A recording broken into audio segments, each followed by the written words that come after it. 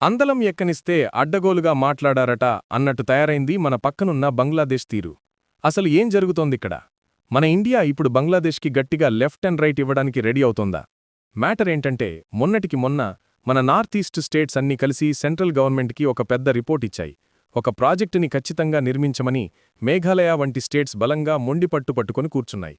ఈ ప్రాజెక్ట్ కనుక ఓకే అయితే ఇన్నాళ్లు మన దేశంతో సంబంధం తెగిపోయి ఏదో వేరే ఐలాండ్స్లా ఫీల్ అవుతున్న మన నార్త్ ఈస్ట్ స్టేట్స్ డైరెక్ట్గా మెయిన్ ల్యాండ్ ఇండియాతో సూపర్ ఫాస్ట్గా లింక్ అయిపోతాయి. అక్కడ పండే పంటలుగాని, తయారయ్యే వస్తువులుగాని డూపర్ ఫాస్ట్గా దేశం మొత్తం సప్లై అయిపోతాయి. ఇప్పటివరకు అక్కడ ఏం పండినా రవాణా సౌకర్యం సరిగా లేక అక్కడే కుళ్ళిపోయే పరిస్థితి ఉంది. దీనికోసం మన గవర్నమెంట్ బంగ్లాదేశ్తో ఎన్నిసార్లు డిస్కషన్స్ పెట్టినా వాళ్లు మాత్రం బెల్లం కొట్టిన రాయిలా అస్సలు కదలట్లేదు. పైగా కొత్త కొత్త కొర్రీలు పెడుతున్నారు. మంచి మాట చెబితే వినరు అన్నట్టు వీళ్లకి మనం కూడా కొంచెం డోస్ పెంచితేగాని మైండ్ సెట్ అయ్యేలా లేదు. అందుకే ఇప్పుడు భారత్ కూడా కొంచెం స్ట్రిక్ట్గా బిహేవ్ చేయాల్సిన టైం వచ్చింది. ఎందుకంటే ఒకప్పుడు మన భూములను బతిమలాడి లీజుకు తీసుకుని ఇప్పుడు అవి మావే అని సీన్ క్రియేట్ చేసే రకం మన పక్క దేశాలు. అవసరమైతే 1960 నాటి సింధు జలాల అగ్రిమెంట్ని కూడా రద్దు చేసుకోవచ్చు. అలాగే బంగ్లాదేశ్కి మనం దయతలిచి దానంగా ఇచ్చిన భూమిని కూడా వెనక్కి లాగేసుకోవచ్చు. అదే జరిగితే అక్కడ ఆ భూమిపై ఆధారపడి బతుకుతున్న దాదాపు 25,000 మంది బంగ్లాదేశీల లైఫ్ రోడ్డున పడుతుంది. అప్పుడుగాని వాళ్లకి మన నార్త్ ఈస్ట్ ప్రజలు పడుతున్న ఇబ్బందేంటో ప్రాక్టికల్గా అర్థం కాదు. ప్రస్తుతం బంగ్లాదేశ్ మనతో పెట్టుకుంటున్న గొడవలు మామూలుగా లేవు. ఎంతసేపు ఇండియా అంటే ఒక సాఫ్ట్ కార్నర్ ఉంటుందనే ధైర్యం వాళ్లకి. కానీ రీసెంట్గా మన చికెన్ నెక్ అని పిలిచే సిలిగురి కారిగార్ పక్కనే ఎయిర్ ఫోర్స్ హ్యాంగర్లు కడుతూ చైనా, పాకిస్తాన్లని అక్కడికి పిలిపించాలని పెద్ద స్కెచ్చే వేస్తోంది బంగ్లాదేశ్. ఇది మన ఇంటి పక్కనే మన శత్రువుకి టెంటు వేసుకోవడానికి ప్లేస్ ఇచ్చినట్టే కదా. దీన్ని ఇప్పుడే ఆపకపోతే చిన్న పామునైనా పెద్ద కర్రతో కొట్టాలి అన్నట్టు ఇండియా ముందే మేల్కోకపోతే ఫ్యూచర్లో చాలా పెద్ద డ్యామేజ్ జరుగుతుంది. అసలు ఆ ప్రాజెక్ట్ ఏంటి, ఈ గొడవేంటి, ఇంత సీరియస్ ఎందుకవుతున్నామో వివరంగా తెలుసుకుందాం. అంతకంటే ముందు మీరు మా ఛానల్ సబ్స్క్రైబ్ చేసుకోకపోతే వెంటనే సబ్స్క్రైబ్ చేసుకోండి. కామెంట్ సెక్షన్లో మీరు ఏ సిటీ నుండి ఈ వీడియో చూస్తున్నారో రాయండి. ముందుగా ఆ జియోగ్రఫీ కొంచెం అర్థం చేసుకుందాం. ఇండియా మ్యాప్ చూస్తే బంగ్లాదేశ్ మన దేశం మధ్యలో దూరిపోయినట్టు ఉంటుంది. మన వెస్ట్ బెంగాల్తో అతి పొడవైన బార్డర్ షేర్ చేసుకుంటుంది. 2016లో మేఘాలయ గవర్నమెంట్ సెంట్రల్కి ఒక సూపర్ ఐడియా ఇచ్చింది. నార్త్ ఈస్ట్ స్టేట్స్కి సరుకులు పంపాలన్నా, అక్కడ్నుండి రావాలన్నా ఇప్పుడు మనకున్న ఏకైక దారి సిలిగురి కారిడార్. దీన్నే ముద్దుగా చికెన్ నెక్ అంటారు. ఎందుకంటే ఇది కోడిమెడలా సన్నగా ఉంటుంది. కేవలం 22 కిలోమీటర్ల వెడల్పు మాత్రమే ఉంటుంది ఈ ప్లేస్లో. ఇక్కడే అసలు ట్విస్ట్ ఉంది. ఈ చిన్న ప్లేస్లోనే నేపాల్, భూటాన్, చైనా, బంగ్లాదేశ్ బార్డర్లు కూడా వచ్చి కలుస్తాయి. అంటే ఎంత డేంజర్ స్పాటో అర్థం చేసుకోండి. రేపొద్దున చైనాతో గాని వేరే దేశంతో గాని వారు వస్తే శత్రువులు ఫస్ట్ టార్గెట్ చేసేది ఈ చిన్న ప్లేస్ని.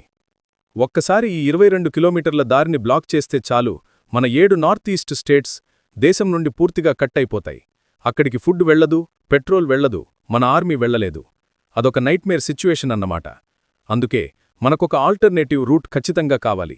మన వాళ్లు బంగ్లాదేశ్లోని శ్రీరంగపూర్ గుండా ఒక కొత్త దారిని వేయాలని ప్లాన్ చేశారు. దీన్నే హీలీ తురా కారిడార్ అంటారు.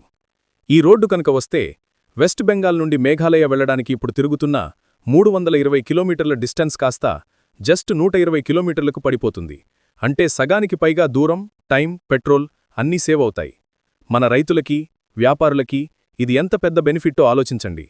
నార్త్ ఈస్ట్లో టూరిజం కూడా డెవలప్ అవుతుంది. మనం ఈ కొత్త రోడ్డు ప్రపోజల్ గురించి అడగ్గానే బంగ్లాదేశ్కి ఎక్కడలేని భయం స్టార్ట్ అయింది. అమ్మో, మీరు మా దేశం మధ్యలోంచి రోడ్డు వేసుకుంటే రేపొద్దున మీ మిలిటరీ కూడా ఇందులోంచి తిరుగుతుంది, మా సెక్యూరిటీకి డేంజర్ అని ఏవేవో సాకులు చెప్పడం మొదలుపెట్టింది. నిజానికి ఇక్కడ మిలిటరీ తిరగదు, కేవలం ట్రేడ్ కోసమే అని మనం క్లారిటీ ఇచ్చినా వాళ్లు వినట్లేదు. అసలు రీజన్ ఏంటంటే వాళ్లకి చైనా అంటే వణుకు. చైనా దగ్గర టన్నుల కొద్దీ లోన్స్ తీసుకునే అప్పుల ఊబిలో కూరుకుపోయి ఉన్నారు. వాళ్లు ఒప్పుకోరని భయం. చైనాకి ఇండియా డెవలప్ అవ్వడం ఇష్టం లేదు కాబట్టి బంగ్లాదేశ్ని అడ్డుపెట్టుకుని మనల్ని ఇబ్బంది పెడుతోంది. తిన్నింటి వాసాలు లెక్కెట్టడమంటే ఇదేనేమో. మన దగ్గర సాయం పొంది చైనాకి సపోర్ట్ చేస్తున్నారు. ఈ మధ్య బంగ్లాదేశ్లో సిచ్యువేషన్ మరీ ఘోరంగా ఉంది. అక్కడ టెంపరరీ ప్రధానిగా ఉన్న మహమ్మద్ యూనుస్ అయితే ఏకంగా గ్రేటర్ బంగ్లాదేశ్ని కొత్త మ్యాప్లు చూపిస్తూ పగటి కలలు కంటున్నారు. మన నార్త్ ఈస్ట్ స్టేట్స్ని, వెస్ట్ బెంగాల్ని కలిపేసుకుని పెద్ద బంగ్లాదేశ్ చేస్తారట. వినడానికి జోక్లా ఉన్నా వాళ్ల ఇంటెన్షన్స్ మాత్రం చాలా డేంజర్గా ఉన్నాయి. చూశారా ఎంత బలుపో? మనం సైలెంట్గా ఉంటే రేపు మన ఇంటికి వచ్చి మనల్ని బయటికి పొమ్మనేలా ఉన్నారు వీళ్లు. మన సెంట్రల్ గవర్నమెంట్ మాత్రం ఈ హీలీ తురా కారిడార్ ప్రాజెక్ట్కి ఎప్పుడో గ్రీన్ సిగ్నల్ ఇచ్చేసింది. వెస్ట్ బెంగాల్లోని దక్షిణ దినాపూర్ నుండి మేఘాలయలోని గారో హిల్స్ వరకు ఈ రోడ్డు వేయాలని ప్లాన్. కానీ బంగ్లాదేశ్ మాజీ ప్రధాని షేక్ హసీనా ఉన్నప్పుడు కూడా దీన్ని నాంచుతూ వచ్చారు. ఆమె కూడా మనకు ఫ్రెండ్ అనుకున్నాం, కానీ ఆమె కూడా చైనా ఒత్తిడికి తలొగ్గారు. దీంతో మేఘాలయ సీఎం సంగ్మా గారికి బాగా కాలిపోయి చాలాసార్లు సెంట్రల్ గవర్నమెంట్ మీద ప్రెషర్ తెచ్చారు.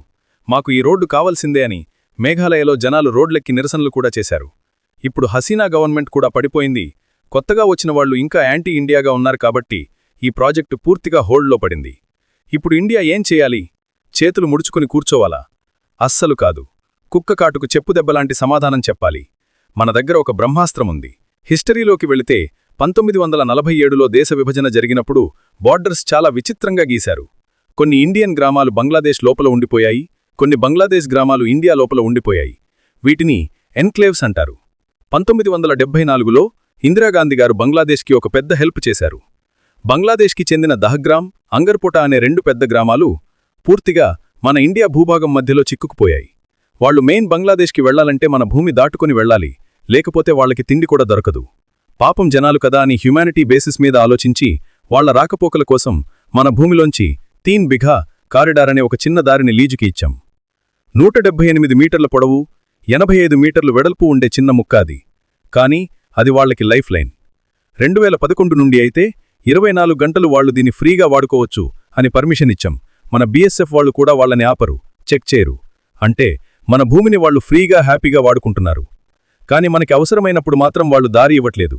పైగా ఇప్పుడు మన చికెన్ నెక్ దగ్గరే లాల్ మనీర్హట్ అనే ప్లేస్లో చైనా పాకిస్తాన్ల సయంతో ఫైటర్ జెట్స్ కోసం హ్యాంగర్లు అంటే గ్యారేజీల్లాంటివి కడుతున్నారు బంగ్లాదేశ్. ఇది మన ఇంటి పక్కనే మన శత్రువులు బాంబులు తయారు చేస్తున్నట్టే కదా. ఇంత జరుగుతున్న మనం ఇంకా సైలెంట్గా ఉంటే లోకు అయిపోతాం. మనం ఇన్నాళ్లు పాముకి పారుపోసి పెంచామా అని డౌటు వస్తోంది. ఇప్పుడు భారత్ ఒక స్ట్రాంగ్ డిసిషన్ తీసుకోవాల్సిన టైం వచ్చింది. ఇంటర్నేషనల్ పాలిటిక్స్లో ఎమోషన్స్కి ప్లేస్ లేదు, కేవలం ఇంట్రెస్ట్లు మాత్రమే ఉంటాయి.